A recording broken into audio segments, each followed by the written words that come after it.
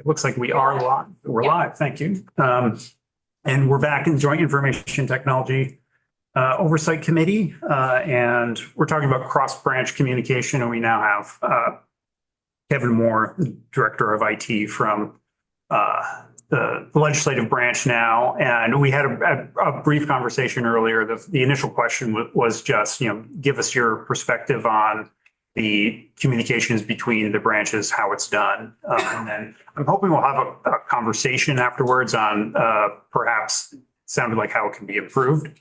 But I just wanted to get it from the legislative perspective right now, communications, but IT in general.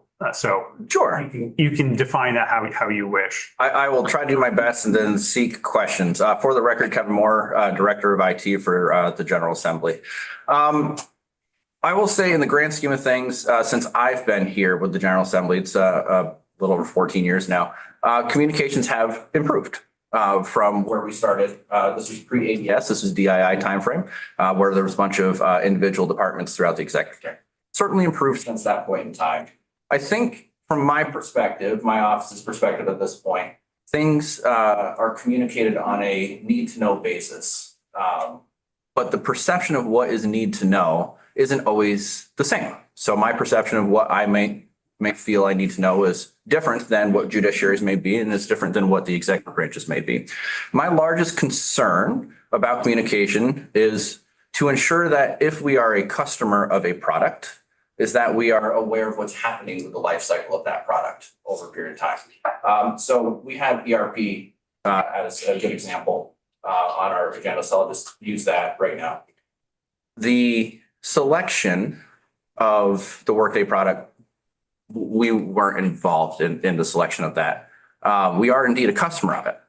And so once we were made aware of it, we said, hey, what's happening, what's going on? Again, this was many, many years ago. A lot of it happened during the COVID timeframe, so I don't think communication cross-branch was as smooth during that timeframe as it could be.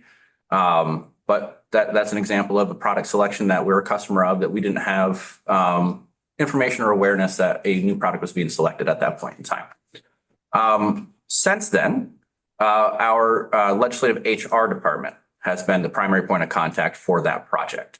They have worked with the executive branch counterparts and the team leads for the ERP project, I believe several times over at this point, but I don't want to speak on their behalf, and have communicated their needs as from their perspective, legislative HR, to the ERP project team. My understanding is that they've been received and information is flowing back and forth as needed. At one point, I believe our legislative HR team was inundated with the flood of training and opportunities for communication that was a bit outside of their scope. So they pulled back voluntarily a little bit from that. But again, I don't want to speak on their behalf. So I would encourage you to reach out to perhaps Arlene Donovan, our Director of Human Resources, for her perspective on that. As far as general communications go, I think, again, it's on an as-needed basis. That perspective, I think, is different. And otherwise, it's an operational communication. So, for example, if we notice something is happening with cybersecurity, from a cybersecurity perspective, on our end, we will rapidly reach out and say, hey, we're seeing this. Is this intentional on your side? Is this something that you're seeing? And do some operational level information sharing in order to ensure that we are sharing threat intelligence as appropriate across our branches. We will do collaborative work. Recently, we did some modernization of the security process for the timesheet system, the current ERP system. That was a collaborative process with our technicians, with ADS technicians, and it went well. We were able to go back and forth and have some pretty seamless communication. Long run, I would love to collaborate a little bit more, again, on those projects that impact services that we're customers of. That doesn't mean that we're decision makers. We're obviously not the ones implementing that product. We're not the ones going to bat for that budget. We're not the ones that are implementing that program or that system. But we would like to be aware of what's happening and perhaps be aware of the why of what's happening. For the most part, I would say we understand the ERP project. I'm sticking with that in that cybersecurity because that's what we've been discussing commonly here. But future projects that we are customers of that system, we would love to be involved earlier in the process, understand what that needs assessment looks like, what the gathering of that information might look like, how they arrived at a decision, and then we can help from our perspective, ensure that our staff and our users are aware of what's happening and the why behind it. Because we don't always have the why without seeking it out. So hopefully that's a relatively rounded out answer, but I'm happy to answer questions if you have any, Sarah. And I think you heard some answers with that as Secretary Riley Hughes had talked about the earlier on talking to others with the vendor, well, decision making, I guess. But Rep. Sibilia, you have a question. Yeah, thanks, Kevin. I had spoken before you were in the room about the HR system and the communication around that really, for me, was completely unacceptable and needs to be changed. What I didn't say, and what I'm interested really in understanding from all three branches, in an ideal world, you all as the IT experts could get together and provide us with some sort of agreement about how those incidences will be communicated between yourselves. Does that seem like something that is possible in the near term, say, before February? From my perspective, Representative Sibilia, I'm certainly more than happy to be a part of that process and to sit down and collaborate with ADS and Judiciary on how we can communicate effectively or put together some sort of document to come to a common understanding of what those communication points are. Certainly happy to do that. As far as what that timeline looks like, I don't want to overcommit the other two branches, but I think that if we put our heads together, we could come down to some sort of communication agreement before February, for example. Yeah. So the timeline I throw out there, and Marcia, I see you've come off. I'm happy, very interested in hearing your thoughts, and Secretary Riley Hughes, yours as well.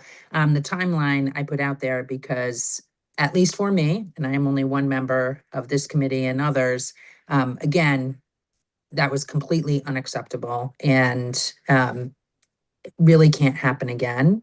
And rather than the legislature trying to figure out all of your processes, which are necessarily confidential, a lot of them, it would be really helpful if we could count on you all to provide us with some really informed suggestions for how that situation will not happen again. So I would say, I think that I definitely would love to do that. And I think that we should be having more formal, that's the word I was just like, what's the right word? Formalized, a more formalized process. And maybe, and I would actually advocate that if it seems to work, it become a law, because we're not all going to be here forever.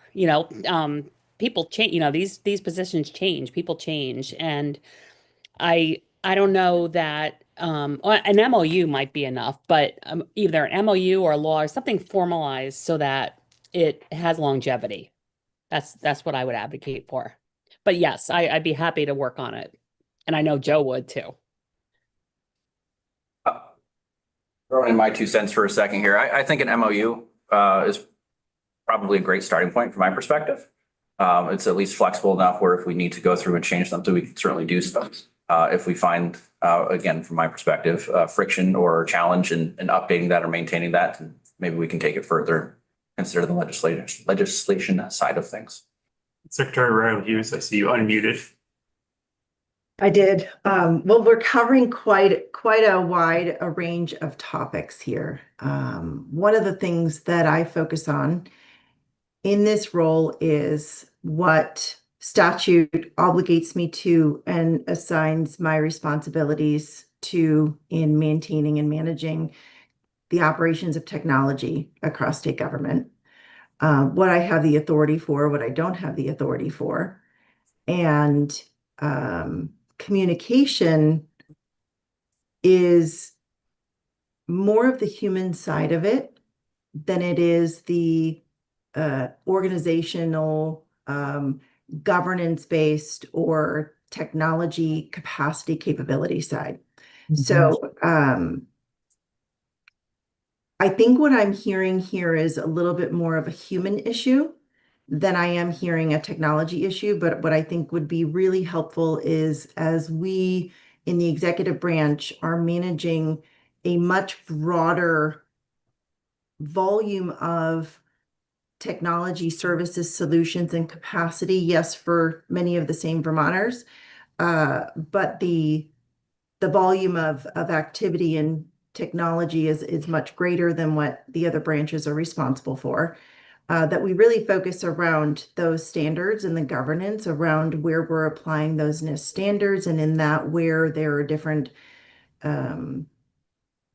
areas of collaboration and connection in that. And if an MOU would identify specificity in those named systems, I am very agreeable to doing so by putting MOUs in place. Those also are things that over time would be better improved as they change, as needs change as well, which is what we're doing with between departments and agencies right now across the executive branch. I do want to clarify something. So the word customer was used. We're pretty clear that our partners in state government are partners. Partnership goes both ways. And the customer, in essence, is actually the Vermonter. And so I just want to make sure as we're having those conversations that you understand my philosophy in this and how we apply support around IT services. But I'm going to just make one last statement and say from what I'm hearing in this conversation, which is I'm not aligned to this necessarily being testimony worthy, but this seems more of a human issue than it is a technology issue that we're talking about. So if I might, Secretary Riley Hughes, I would defer to you and your experience and expertise in terms of MOUs around standards, et cetera. And I would appreciate understanding how that work is happening amongst the branches. And, if the administration is able to lead that, all the better, with some agreement. I'm hearing you say the human side. I would agree based on what we heard, that is an aspect of where things broke down, but it really is around communication. And I would venture a guess to say that all three branches, I would hope, would agree that Vermonters cannot afford for there to be breakdowns in communication in such a crucial area because of human issues. And so formalizing when and how we communicate things is something that I'm distinctly interested in. And I will say I have asked for a bill to include both the judiciary and the legislature, which I believe the administration proposed at first, and for some reason we didn't pass it, on one of the advisory councils. I'm not sure that solves the problem that I'm identifying. So thank you. So, Secretary Riley Hughes, I was glad you actually clarified, because I was going to ask Director Moore about the customer versus co-equal branch issue, because that's one of the things that I'm sort of focused on. And that's why I asked if the judiciary issue earlier was mission critical, where each branch is actually mission critical. And what I'm seeing more and more is that the technology side of it is what's critical to all of state government. So when it's not working for one branch and branches have to work together to make it function, that's when, frankly, government could fall down. And we can't have that. And so that's why part of this conversation is happening today. So If I may, Senator, absolutely. I'm happy to change the word customer. I use customer kind of arbitrarily. I figured that. I'm not criticizing you for it. I just wanted to understand the way you all see each other. It's, so I'll clarify that. Again, sticking with the ERP, it's a purchase service for us at this point, as far as our budgets are concerned. We pay a fee to ADS as part of our ADS allocation. And as a result of that, we have access to specific services that ADS hosts due to largely economies of scale, the fact that they've hosted for decades. Yeah. So that's certainly one of them. The interesting thing is actually it's not in the ADS allocation, it's in the vision allocation today. And that is something that flows through my general ledger, nor is it something that flows through my business office. So that's where an MOU is likely a good place to identify expectations and communication as well. So does that mean I'm not muted. Okay. Does No, that mean you're good? Go ahead. the money flows through finance? Okay, got it. It flows through AOA. Okay. Interesting. So we're really a customer in that respect, we're a customer of theirs. You're a partner of theirs. Okay. Right. I know we had scheduled a lot more time for this, but if there's no more. Oh, go ahead, Rutgers. I guess I'm curious, like just from the Jitoc perspective, so if there is or if there's solid communication or if there isn't solid communication, anywhere on the spectrum there, and things are reach some kind of point where they need to be like escalated, or an oversight committee should look into them, or whatever it is that like we should have we should act. But I think given some recent events, we weren't sure when or how to act or who to talk to or who was talking to who, and where the breakdowns were in communication and who was statutorily supposed to be notified of certain things, or just any of those spectrum of things that could happen. I'm just curious all three branches, how you see, or like, is there any type of improvement or space that it'd get great to have an MOU between the branches, but then how does that connect to like an oversight committee and kind of the legislative process, and where we might understand if there's breakdowns or improvements that need to happen? Like, how do we even get to the point? I think there was a series of events where the MOU is something that is like, it's obvious something needs to happen, but how does that in an ongoing basis? How do we check in? How do you escalate things if there is a breakdown between your branches? Like, how do we help facilitate that? I don't even know. I love the question, Rep. Priestley, so thank you. If we go back to the beginning of testimony this morning, and I talked about moving from a transactional to a service-based model, I think that outlines the foundations for what you're describing. So when you start applying metrics and data to service delivery, if we look at ERP, if that is a subcomponent of that core enterprise services, let's say Core Essentials 2, then there should be metrics in place that show the capacity, the performance, and the quality of that service. Quality is always on that consumer side. How is it going? Are the users able to use it? Is it usable across all three branches? Those are the measures that should be under that piece. The performance would include things like uptime, service access, system performance, security, any of those types of things.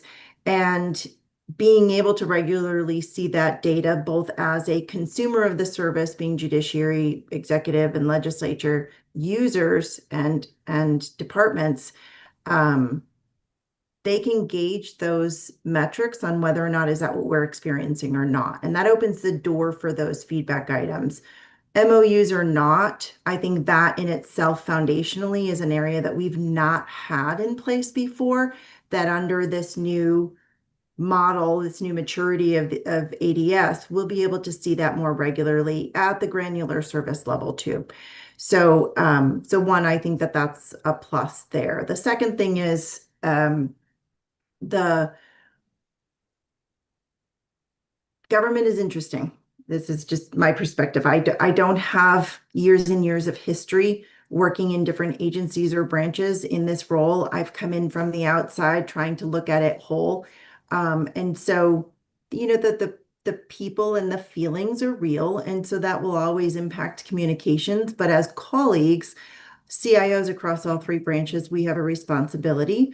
We each have individual responsibilities, and we have responsibilities as colleagues to each other.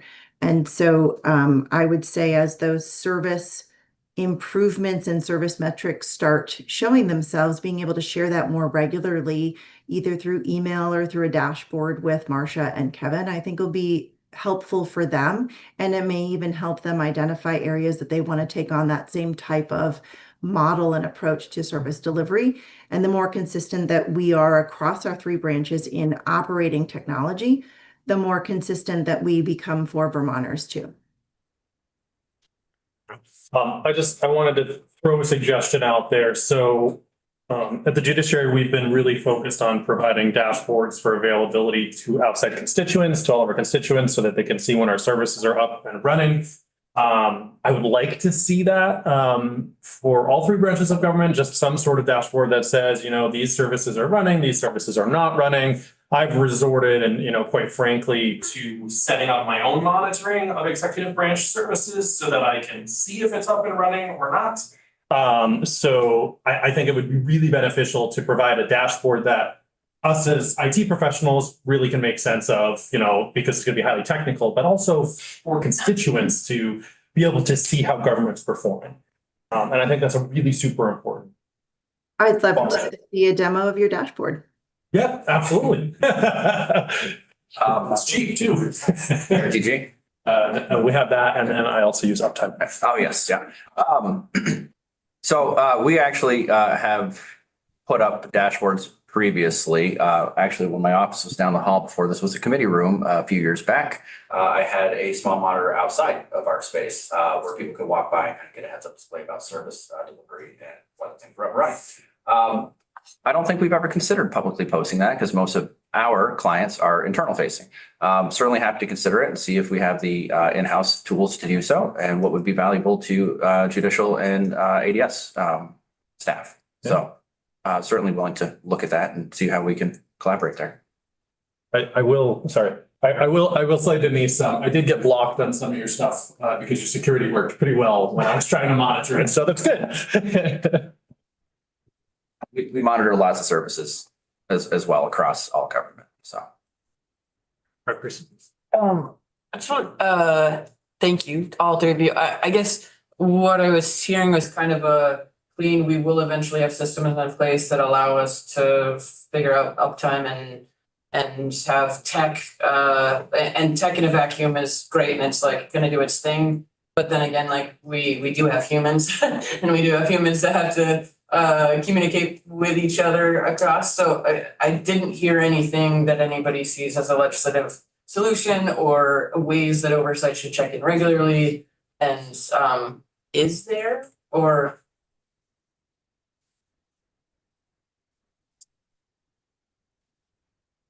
When you talk, you can let us know. Yes. That'll be part of the. I'm not sure that I would support asking this committee to be a mediator for gaps in communications. I think that this testimony is evident that there needs to be some work done from all three of us. And I would expect that this is not a topic that we bring into testimony again. Well, I think this was something that we saw as being something that we needed to talk about, and some folks did need to talk about it. And it was conversation went a little differently than I had expected, but I hope that in the end, this was something that was more constructive than anything else. So Senator Brock. When was the last time that the three of you met together? It was supposed to be last week. We had competing schedules, so we punted to next month, but it is on a monthly basis. When was the time before that? 4 weeks prior. I don't have the date handy. Exact date. Well, do you mean the actual leads, Senator Brock? That you actually met together? Well, I mean, the three Yes, and representatives. I see. So The three of you haven't met together. So our offices meet, absolutely. Yes. Our offices meet. It's not always one individual or the other. My office is a couple people. So it's either myself typically or Rain Torres, or both of us on the phone. There was, I mean, it's not that we never have met. It's just, I don't know. Denise, do you remember? It might have been a few months ago that actually the three of us were together in that meeting. Well, my point in all of this is this committee was formed in 1996. We're just about at our 10th anniversary. And one of the reasons it was formed because the three groups of IT people had never, ever met together. Never. And there was a total dysfunction with respect to things that went through from one to the other. The left hand didn't know what the right hand was doing. In some cases, it was counterproductive. And I don't think it's improved that much. And I'm very concerned. I believe that I recognize that there are three different branches that are entirely independent from one another, but they do have to work together. And in some cases, there has to be information sharing to the extent that when there is a problem that develops that affects the enterprise as a whole, that we know about it. And I think that's what Representative Sibilia is talking about. And I do think that's really important. And I think it is worth your time as leaders of groups to ensure that this memorandum of understanding or whatever it is doesn't go over the 10-year mark for never having been done and not working. We look to you to fix this. We don't think it's our responsibility to fix it. We think it's yours. Please just take the responsibility and do it. I think you're hearing agreement from all of us, and over the last, I think 30 years was 96 really when it was created, this committee? Different iterations, yeah. So I would say in the last 2 years and 11 months, compared to what I see happening across other states, the three branches of government in Vermont communicate very well. We are also in an opportunity-rich environment, meaning that there is always ways to improve. But when incidents and issues and challenges happen, there are communications between all three of us directly. We escalate directly to each other. It happens every time. I can't speak to what existed before I took this position, but that is something that I am very confident in saying to the members of this committee. But as I said, also opportunity-rich environment, always areas to improve. And I think that's likely what you're hearing from the three of us, is that we have found areas where we would like to see that improvement, and it's going to take each one of us putting time and effort in to do so. But as far as when when there are problems and when something's not working, I have not seen one of us not lean in to make that happen. What I would like to see less of is finger pointing, but I think that takes time and that takes trust. And that is something coming out of this meeting that I'm sure that you're going to get a commitment from all three of us that we will focus on. The question is, we've talked about doing a memorandum of understanding to help clarify and make sure that we don't have these issues again. Who's going to be responsible for creating the memorandum of understanding and when will it be done? I am going to actually take the lead on that because we already have the template in place. But my template and draft is going to go to both Marcia and Kevin to make sure that your voice is represented in that too. And I hope that in doing this and crafting this, that you yourselves will be together as opposed to through third party or other representatives in order to get this done. And can you commit as to when it will be done? Did we hear February, Shirley? February was certainly the timeframe that was initially thrown out. I'm not sure. I was unable to attend the testimony prior, so I'm not sure if that came out of prior testimony today. That the February 1, February 2028, which, Speaks. and who do you all agree on that? I would lean more towards the end of February, just given the workload that's placed upon my staff at the Yes. beginning of next month. Okay. I think by town meeting break, I think I can speak pretty confidently that between the three branches, I hope there's agreement. I can't see you, Denise. I'm sorry. I have to turn around and see you. I think we could accomplish it by town meeting break. I thought about it. There's art here. Is that in agreement by the three branches? to do Yes, I that? agree. That seems feasible. Great. So Rep. Sibilia. Thanks. And thank you, Senator Brock, for putting a fine point on all of this. Very much appreciated. I just want to make sure that I understand the commitment here, and that is this MOU will reflect something that all three of the branches agree upon. Is that correct? Yes. Yes, that's my understanding. Great. Thank you so much. Great. And thank you all. I appreciate it. We'll go off live for